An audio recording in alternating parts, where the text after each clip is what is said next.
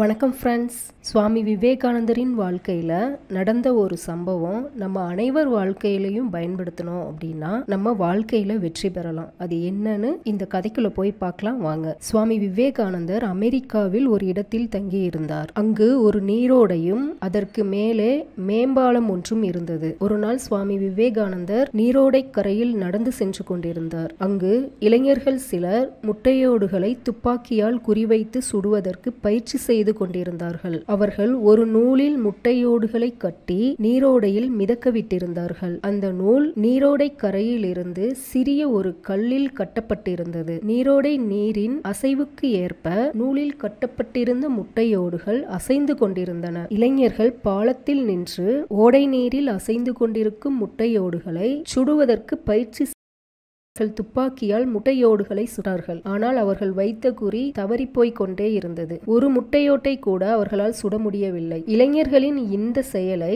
விவேகானந்தர் பார்த்தார். இவர்களால் ஒரு முட்டையோடுகளை கூட சுட முடியவில்லையே என்று நினைத்தார். அதனால் அவர் முகத்தில் புன்னகை தவழ்ந்தது. இதை அங்கிருந்த இளைஞர்களில் ஒருவன் கவனித்தான். அவன் விவேகானந்தரிடம், பார்ப்பதற்கு இந்த முட்டையோடுகளை சுடுவது சுலபமான வேலை போன்று தெரியும். ஆனால் நீங்கள் நினைப்பது போல் இந்த முட்டையோடுகளை சுடுவது அவ்வளவு சுலபமான செயல் அல்ல. ஏனென்றால் முட்டையோடுகள் அசைவதால் குறி தப்பி விடுகிறது. நீங்களே முயற்சி செய்து பாருங்கள், அப்போது உங்களுக்கே தெரியும் என்று கூறினான். உடனே சுவாமி விவேகானந்தர் துப்பாக்கியை கையில் எடுத்தார். அங்கிருந்த முட்டையோடுகளை குறிவைத்து சுட ஆரம்பித்தார். அப்போது அங்கு சுமார் 12 முட்டையோடுகள் நீரோடியில் மிதந்து கொண்டிருந்தன. ஆனால் விவேகானந்தர் வைத்த குறி ஒன்று கூட தவறவில்லை. வரிசையாக அவர் ஒவ்வொரு முட்டையோடாக சுட்டார். அங்கிருந்த அத்தனை முட்டையோடுகளும் வெடித்து சிதறின. இதை பார்த்த அங்கிருந்த இளைஞர்கள் பெரிதும் வியப்படைந்தார்கள். அவர்கள் விவேகானந்தரிடம், நீங்கள் துப்பாக்கி சுடுவதில் ஏற்கனவே நல்ல பயிற்சி பெற்றவராக இருக்க வேண்டும். அதனால்தான் நீங்கள் அத்தனை முட்டையோடுகளையும்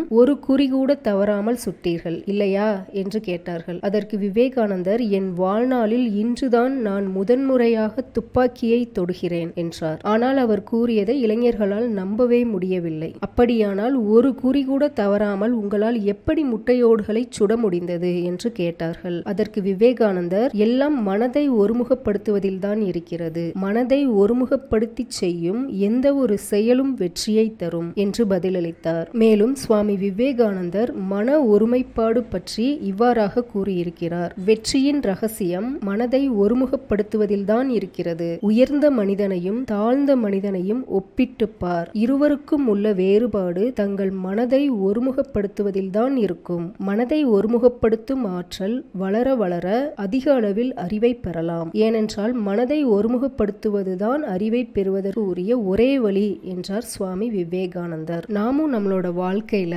எந்த ஒரு செயலையும் மனசை ஒருமுகப்படுத்தி செஞ்சோம் அப்படின்னா அந்த செயல்ல வெற்றி பெறலாம் நண்பர்களே. நன்றி.